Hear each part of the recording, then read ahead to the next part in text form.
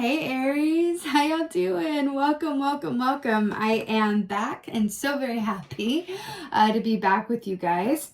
Thank you so much for all of the messages and communication that you sent my way during my hiatus. Thank you for your continued patience. And yeah, I'm just really excited and so pleased to be back with you guys. So, hey, how y'all doing? I want to get right into your meditation, of course. So it felt very much about your home energy of Aries, right? I saw like a Poseidon figure. So it kind of came through as like Ariel's dad from The Little Mermaid, kind of like that King Triton Poseidon figure. And I saw like that golden pen that writes the contract in that movie where like, Ariel signs her voice away and then he says, no, take mine instead, whatever it is. And I saw like you as the Aries collective. I heard, descend down, down, down, down, down, deep into the ocean. And look at your situation and circumstances and what is going on for you this month from the depths of the ocean. Now, when I think about the depths of the ocean, it's rather quiet, I would imagine. I've never been like to the depths. I've never scubaed or anything, but I imagine that it's very quiet and very dark because the sun is not coming through from those lower depths, right? And I imagine that, the saltwater aspect of it is a cleansing agent, right? I feel like there wants to be a natural filtration that wants to happen for you this month. I'm also seeing the image of, I don't know if you ever, like as a kid or if you know kids that they do that like digging for gold thing where they have these little, boxes and they dip them in the earth and they pull them out and then they kind of sort through what are the dirt and the rocks from these like little bits of gold. And I'm seeing you do that or being invited to do that this month. There feels like there's this aspect of getting to the core of something, finding the gem within the excrement. And really it feels like this wants to be done within your own energy, in your own way, and in your own time. So what I'm talking about can manifest as a lot of different things. This can be, you taking time to, let's say you love music and you love just, sitting in your own space, by a lovely open window, just listening to music and just not letting anyone in and not going out. That kind of incubation, filtration, incubation, Aries system feels like what it is. Or whatever that is, whatever that means to you. But it feels like there's an aspect of introspection that wants to happen for the purpose of editing or clarity or optimization. It feels like you're going in to optimize something, okay? All right. What's your animal energy for September, Aries? What is going on? Oh, this makes all the sense in the world. All right. So we got the shark here for you. Really, really nice. So shark equates to the devil in the tarot, which is all about the 3D. So this is making really good sense for you guys with the, optimization and the going for the gold and, all of that good stuff. We also talked about going to the deep bottom of the ocean. And then we have the shark descending into those lower depths of the ocean. So I absolutely love that for you. The shark also is about, along with being about the devil and being about, the things that we can see, touch, feel, money matters, physical body, all of that stuff. There's also an aspect within that asks us, how are we being restricted in our lives? How are we holding ourselves back? Or what are our self-limiting beliefs or actions that if identified and altered could lead us to better things, a happier, way of living, whatever that is for you, right? Feeling better in one's body and circumstance, whatever that is for you. Also shark medicine, right? A tagline of shark medicine, which is similar to rabbit medicine, is abundance lies on the other side of fear. So this could be an aspect of you, sort of getting clear on how are your fears. This has been coming up. I cannot tell you how much this has come up in this round. How are your fears or your shadow side subconsciously affecting your decision making? or how you see things, right? I feel like you're being encouraged to gather all the information you can about your psyche, about your, you know, subconscious activity, about your motivation, feels like the key word, your motivation behind things, why you do things the way that you do, you know, really examining your viewpoints and how you see things. It feels like a really apt time to do that. This is also happening within the collective as well, so you're in very good company. This feels like the time to really go within, but from an observer view, while in the bottom of the ocean, where you're kind of free of a lot of that extraneous stimuli that can seek to distract or confuse or dilute the water. Okay? All right. Let's get some cards, shall we not? Let's see. What's going on for Aries for September? Yeah. All right. So we got the Moon Chariot here, which I'm really happy to see. So the Moon Chariot, this is the chariot in the tarot, which is about fast, forward, balanced movement. It can indicate travel as well.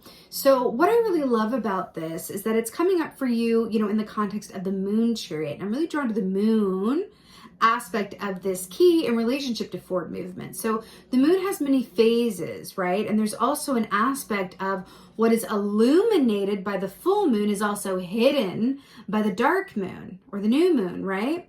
So I feel like there's an aspect of what you see and what you don't, what you are aware of and what you are not aware of. I feel like there's an aspect of really putting on, I almost said putting on really good glasses, but I think it's rather removing any glasses or removing how you know, perceive things up until now, because I feel like there's a wealth of information available to you coming from a place that is free of stimuli, right? And I do feel like there's a lovely energy that wants to move you forward, but wants you to do so manifesting different and better things than you had before. So you know what they say, if you do things how you've always done, you're going to get what you've always got.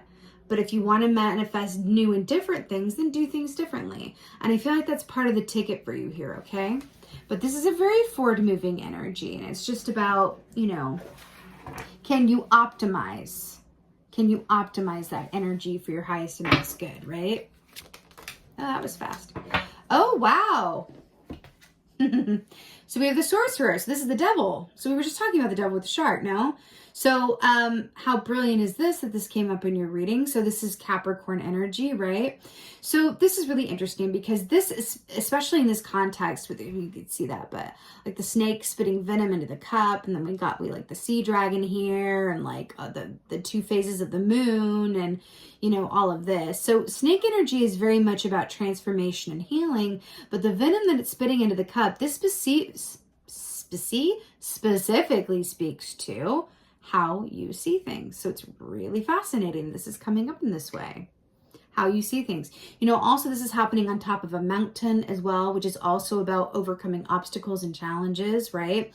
So back to how you see things within this context. It's kind of like, where and how has the well been poisoned for you? Meaning, are you looking at things from a perspective that's not really yours? Is it a learned perspective? Are your attitudes about money, finances, your physical health, were they adopted from your parents? Were they learned through some other way? Or is there another way to go about viewing your situation, especially because we have the 3D here, your physical situation, where you live, how you live, what you do for work, the money that you make, your interpersonal relationships, the physical connections that you have, all of that stuff, right? Are you seeing things clearly as they are and the inherent potential?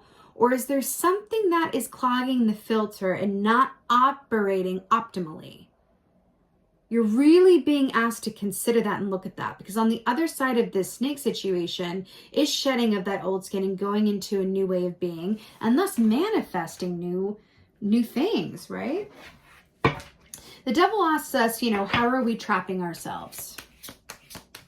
How is our thinking restricted?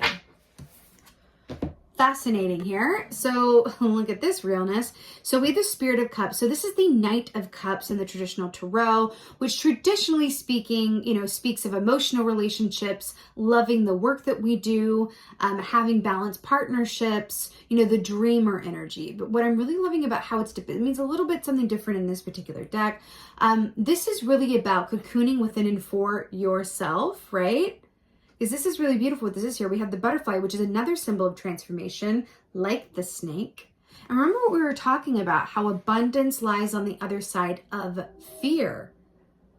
I feel like this is you guys cocooning yourself and sort of filtering that stuff out and getting clear on maybe how your fears have subconsciously affected your decisions and your choices. And especially if you've been attracting the same person over and over, or the same work dynamic over and over, or the same, you know, health issue over and over and over. It's kind of really looking at it and going, well, why am I learning the same thing over and over again? Why do I keep attracting the same thing? Let me consciously ask that question, and then from doing so, do it differently and see what happens, so that I can get different results, right? But there's an aspect back here that's asking you to literally go inside of yourself. This is a beautiful representation of what we were talking about in the meditation.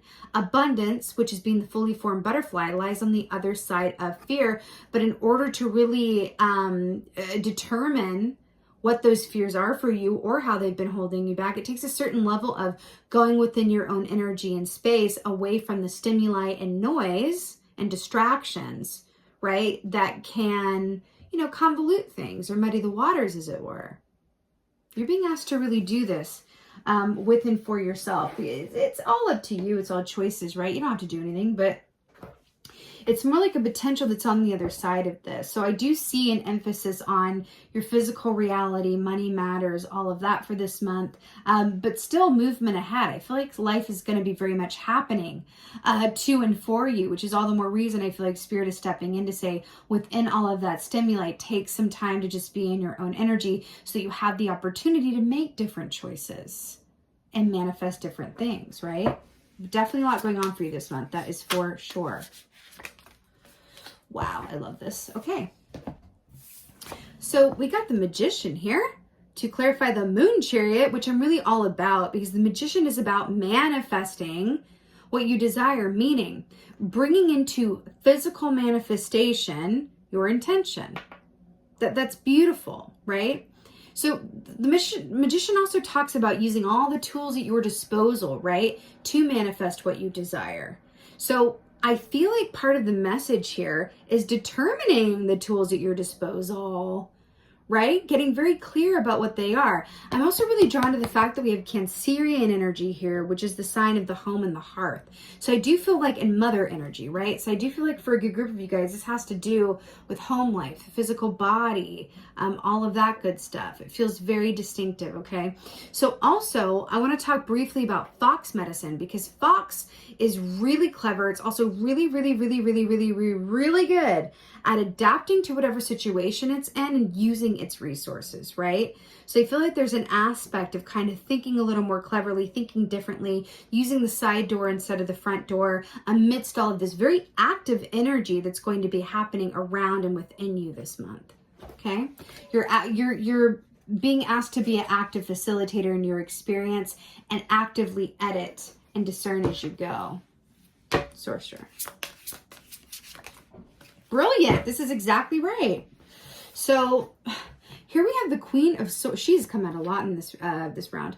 So we have the Queen of Swords with the Devil. So she is not the most cuddly queen out there, but she is the queen of high discernment. She is the queen of telling you exactly like it is with no sugar on top. And sometimes that's what we need, right? So remember how we were talking about with the Devil, being very honest and clear with yourself about in what ways are you restricting yourself, or what behaviors or mindsets about money or living or outlook or love or whatever have you maybe adopted or learned from others, right? Especially in your childhood, perhaps, that maybe our ears are really not serving you, right? And the Queen is coming in to say, and by the way, this beautiful wolf here is sitting down. Like, she's doing this, like, the Queen of Swords is seated. And I feel like there's really something in that for you, because I feel like the energy around you this month is very active and not seated. but you are being asked to take some time within that action, right, to make some different choices so you can manifest different things. It's not about changing the energy that comes your way. It's about how best to work with it for your highest and best good and benefit, right? This is asking you to be very clear with yourself and be very honest and take a dispassionate assessment of your circumstances. Okay, as an Aries, you're quite able to do that. Okay, with that Emperor archetype there, Spirit of Cups. Oh, I love this so much! Yay! This is my favorite swords. So this is really brilliant because so you have the Six of Swords here, which is about welcome relief from troubled times. It can talk about traveling, actually moving from one place to another over a body of water. This is a transition, but what I'm really obsessed with is that you see this sugar glider here? This sugar glider is literally going for it. It has no idea if it's going to land on the handle or the sword, but it doesn't matter because it trusts that wherever it lands, it's going to make it work, and it's where it was meant to land. It's not about where it lands, though. It's about the fact that it was willing to take the leap, right? There's a certain sense of surrender and release in this energy where it's like, you know what? This speaks to me, especially with this here. This speaks to me of connecting into a natural trust in your path and the universe and going with the flow, right?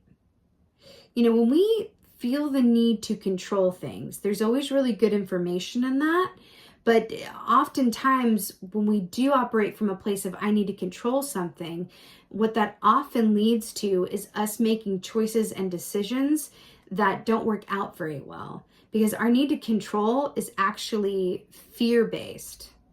Because what would happen if we weren't in control? Because here's News at 9. We are active, co-creators of our lives, right? And it's our choice, but we're not actually in control, really, right? So what would happen if you were to acknowledge that you're not in control? Remember, shark medicine is abundance lies on the other side of fear. Can you release any aspects of yourself that are terrified of what would happen if you just completely went with the flow, weren't in control of anything, and just kind of rooted out like, what am I so afraid of? And what am I so afraid is going to happen if I don't do X, Y, Z? Plan it out, consider this, talk to this person, whatever that is. What would it look like if I just trusted that it really is more about the journey than the destination, as cliche as that is, right? You are being asked to really come from a place of fearlessness, but in order to do so, that's not like easy, right? Necessarily. In order to do so, you have to first discern what those fears are and where they come from. Okay? If you go, I'm letting go of all fear, well, that's not very specific. I don't know how effective that would be. Right? It's rather, because I do feel like you're being prepared for very new things, a very new reality, a very new set of given circumstances. But it's like you're working on an old operating system, and the universe is trying to upgrade your software. And so they're saying in order to upgrade your software, what happens? The computer has to shut down before it restarts. And you're being asked to allow that process to happen amidst all of this active energy that's going to be happening in September. Okay? All right. Let's get an oracle. Let's do it.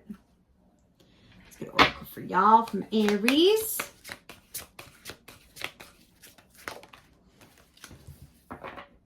Oh my God, I love it so much. Yes. Oh, this is, okay.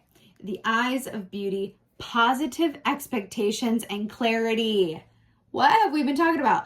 Positive expectations and clarity. That's all we've been talking about is being clear on your operating system and the origin of your fears and how to identify and thus work with what's there so that you can make different choices and not be subconsciously affected by your fears or your shadow side or whatever have you. I'm loving the positive expectations because that's the sugar glider. I don't know where I'm going to land, but I know it's going to be all right. That's positive expectations. That's sugar glider medicine all day, every day. That's also Six of Swords. Six of Swords is a boat moving across the water. It's an active energy, but coming from a place of positive expectation because it's a release from troubled times or mental tension, right? This is so beautiful. I'm also hearing humor. I'm seeing like Cloris Leachman. I feel like there's an aspect too of like introducing as much humor and being able to laugh things off. Feels really important. It feels like a really necessary tonic for you guys. Laughter really is medicine. And I'm hearing that for you guys, if you ever feel a bit tense or like it's, you know, you really need a break or whatever happened, that comedy sometimes, we want to seek out like energies, meaning if we're feeling down, we want to watch sad movies. If we're feeling, you know, heartbroken, then we want to watch movies where people get their heart broken. It's almost like scratching that wound or itch until it just keeps bleeding, because there's an aspect of us that feels good in doing that. I know that sounds funny, but it's true. I'm hearing for you guys to play the opposite. So if you're feeling, you know, a little overwhelmed or a little like there's a lot going on and my head is really full and I don't know, watch something funny that doesn't require anything of you mentally, right? Play the opposite, seek out counter energy. And I feel like that's going to bring you into a nice place of balance, give you a break, and offer you some room for perspective. Okay? Remember, positive expectations and clarity. I love it for you guys. All right, y'all. This is your September general reading. I so hope that this helped and resonated. If so, and anyway, would you please holler at me in the comments and let me know how y'all doing? What have I missed? What y'all been up to? And with that being said, just thank you. Thank you guys again so much for your continued support. And most of all, and as always, thank you for being you. And be well. Until next time.